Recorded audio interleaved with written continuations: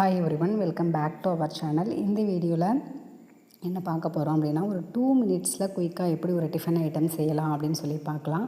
எல்லாருக்கும் தெரிஞ்சது தான் இட்லி உப்புமா. இட்லி மீந்துருச்சுன்னா நம்ம என்ன பண்ணுவோம், ஏதாவது ஒரு டிஷ் செஞ்சு அதை வீணாக்காமல் சாப்பிட்றலாமா அப்படிங்கிற மாதிரி தானே யோசிப்போம். அந்த மாதிரி தான் நானும் யோசித்து இந்த டிஃபன் ஐட்டமை நான் ப்ரிப்பேர் பண்ணிகிட்ருக்கேன். எப்படி செய்கிறதுன்னு பார்க்கலாம் வாங்க. கடாய் வச்சுக்கோங்க. கடாய் வச்சுட்டு எண்ணெய் ஊற்றிக்கோங்க தேவையான அளவு. எண்ணெய் சூடாகி வந்த பிறகு கடுகு சேர்த்துக்கோங்க தேவையான அளவு. அதன் பிறகு பச்சை மிளகாய் குட்டி குட்டியாக கட் பண்ணி வச்சுருக்கேன். பச்சை மிளகாய் சேர்த்துட்டு நல்லா மிக்ஸ் பண்ணி விடுங்க. அதன் பிறகு கருவேப்பிலை ஆட் பண்ணிக்கோங்க. கருவேப்பிலை ஆட் பண்ணிவிட்டு நல்லா மிக்ஸ் பண்ணி விட்டுட்டு, பெரிய வெங்காயம் தான் நான் எடுத்திருக்கேன், குட்டி குட்டியாக கட் பண்ணி வச்சுருக்கேன். அந்த வெங்காயத்தை ஆட் பண்ணிக்கலாம்.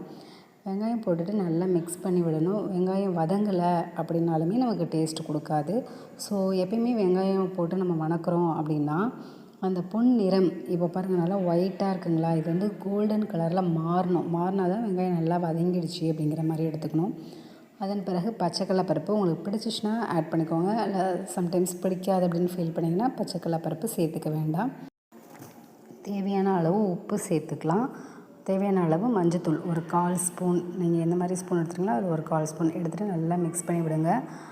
உங்களுக்கு இட்லி உப்புமா வந்து ரொம்ப மஞ்சளாக வேணும் அப்படின்னா மஞ்சள் அதிகமாக சேர்த்துக்கோங்க. நான் இட்லியை வந்து இந்த மாதிரி உதிர்த்து வச்சுருக்கேன். ஒரு 3 இட்லி எடுத்திருக்கேன்.